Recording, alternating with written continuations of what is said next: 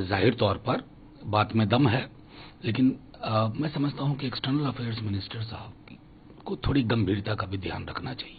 अभी हाल में ही उन्होंने एक बार बयान दिया कि 2014 के बाद हिंदुस्तान की फॉरेन पॉलिसी को, मैं समझता हूं कि उनका इतिहास 2014 से नहीं शुरू होना चाहिए, उससे पहले भी इस देश का इतिहास था।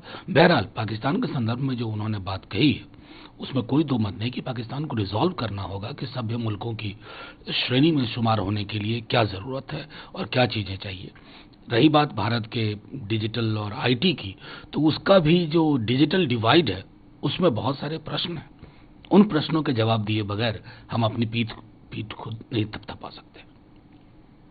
दूसरी तरफ भी घटना हाल ही में सामने आई है, उसको लेकर देखिए, मुझे बेहद दुख के साथ ये कहना पड़ रहा है कि रेप को भी एक पॉलिटिकल इंस्ट्रूमेंट और पॉलिटिकल चैप्टर की तरह हमने देखना शुरू किया। बलात्कार कहीं भी हो, पहले भी आपके माध्यम से मैंने कहा है कि ये हमारे समाज के रुग्ण होने का भी द्योतक है।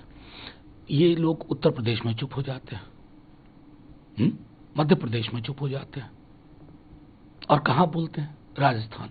अरे एक नजरिया रखिए, महिलाओं के साथ उत्पीड़न का मामला हो, बलात्कार का मामला हो, उसमें कम से कम दलगत दायरों से ऊपर उठिए। अगर आप दलगत दायरों से नहीं उठ पा रहे हैं ना ऊपर, तो इसका मतलब आपकी मंशा स्पष्ट नहीं है। आप सिर्फ एक पॉलिटिकल उपकरण की तरह इसका इस्तेमाल करना चाहते हैं। बिहार में प्रशांत है आज से करें, उनको हमारी शुभकामनाएं। बस ये एहसास होना चाहिए कि आपकी पदयात्रा का ध्येय क्या है। आपकी पदयात्रा का ध्येय अगर एक ऐसी पार्टी को जमीन दिलाना है जो जमीन खो चुकी है, तब फिर चिंता होती है। 2G और 5G के देखिए, अब प्रधानमंत्री जी के लिए तो हर दिन एक राजनीतिक बयान का दिन होता है। मतलब गरबा में भी जाकर के पॉलिटिकल बयान दे सकते हैं माननीय प्रधानमंत्री जी। बस चिंता एक बात की है, आपने एक तरफ 5G लॉन्च किया, लेकिन इस देश के बड़े हिस्से में अभी 2G, 3G और 4G भी ढंग से नहीं चल रहा है। तो इससे जो विसंगतियां उत्पन्न हो रही है ना, वो आवश्यक है कि उसको कैसे आप एड्रेस करते हैं, कि ऐसा ना हो कि देश का एक हिस्सा छोटा सा 5G और उसके आगे भी जाए और बाकी के हिस्से पिछड़ते चले जाएं।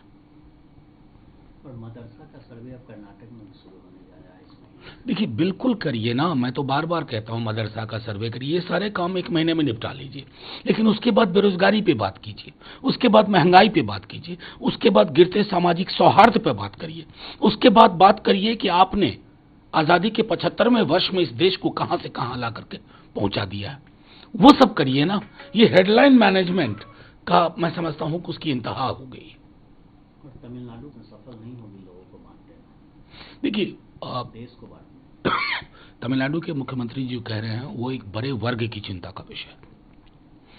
कई आधारों पर देश बट रहा है, दीवारें खड़ी हो रही हैं राज्यों के बीच में, राज्य संघ संबंध के आधार पर, कौमों के बीच में, जातियों के बीच में, और ये सब आजादी के 75वें वर्ष में हो रहा है।